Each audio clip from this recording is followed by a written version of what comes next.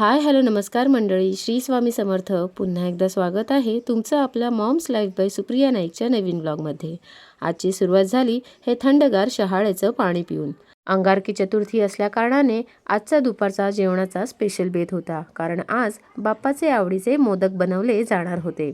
मैत्रिणीला थोडी मदत करून मी केलं साबुदाणा खिचडी आणि चहाचा नाश्ता. इथे मैत्रिणीच्या सासूबाई आणि सगळ्या मैत्रिणी मोदक वळायला बसले होते आणि बघता बघता मोदक तयार झाले. आणि बाकीचं जेवणसुद्धा.